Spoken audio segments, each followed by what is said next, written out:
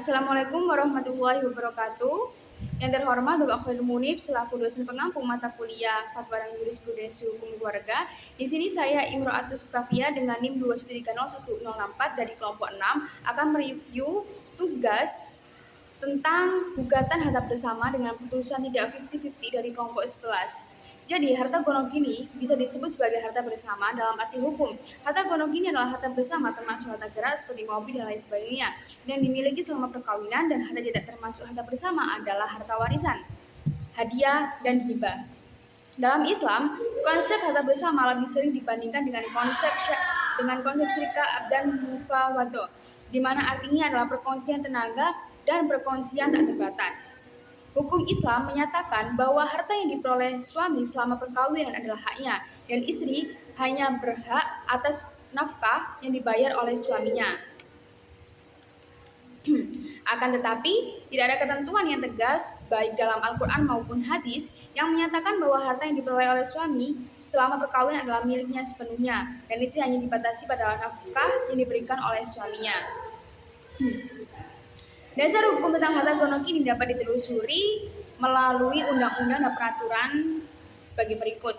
Yang pertama yaitu menurut Undang-Undang Perkawinan pasal 35 ayat 1, di mana di sini menjelaskan bahwasanya harta gonogini adalah harta benda yang diperoleh selama masa perkawinan, di mana artinya harta kekayaan yang diperoleh sebelum terjadinya perkawinan tidak disebut sebagai harta gonogini. Pasal 2, harta bawaan dari masing-masing suami istri dan harta benda yang diperoleh masing-masing sebagai hadiah atau warisan adalah di bawah penguasaan masing-masing sepanjang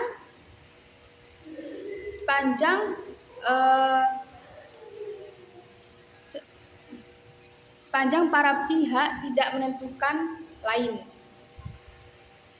Dimaksud pasal 35 ayat 1 dan 2 menjelaskan bahwa kekayaan yang diperoleh dengan cara warisan atau hadiah tidak dapat dikategorikan sebagai kekayaan bersama.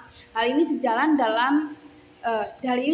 dengan firman Allah Quran Surah An-Nisa ayat 32. Yang kedua, menurut KUH Perdata pada pasal 119 menyatakan bahwa sejak saat dilangsungkan perkawinan, maka menurut hukum terjadi harta bersama menyeluruh antara suami istri. Sejauh tentang hal itu, tidak diadakan ketentuan-ketentuan lain dalam perjanjian perkawinan.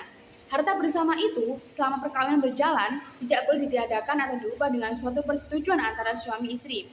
Yang ketiga, menurut KHI pasal 85 menyatakan bahwasanya adanya harta bersama dalam perkawinan itu tidak menutup kemungkinan adanya harta milik masing-masing suami atau istri.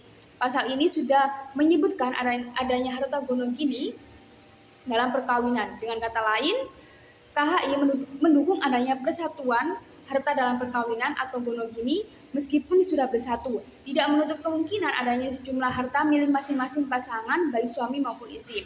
Dan yang terakhir, KHI pasal 86 ayat 1 menyebutkan pada dasarnya tidak ada percampuran antara harta suami dan harta istri karena perkawinan. Pasal 2 lebih lanjut ditegaskan bahwasannya pada dasarnya harta istri tetap menjadi hak istri dan dikuasai penuh olehnya. Demikian juga sebaliknya, harta suami tetap menjadi hak suami dan dikuasai penuh olehnya.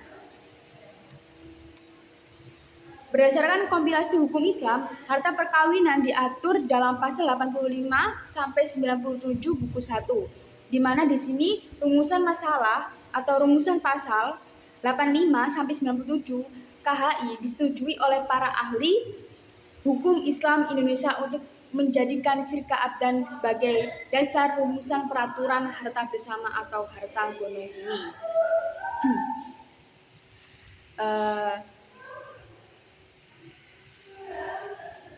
Jadi kesimpulannya, penerapan secara rigid ketentuan pasal 97 KHI terhadap semua kasus pembagian harta bersama tentunya akan mencederai rasa keadilan para pihak, terlebih mantan istri.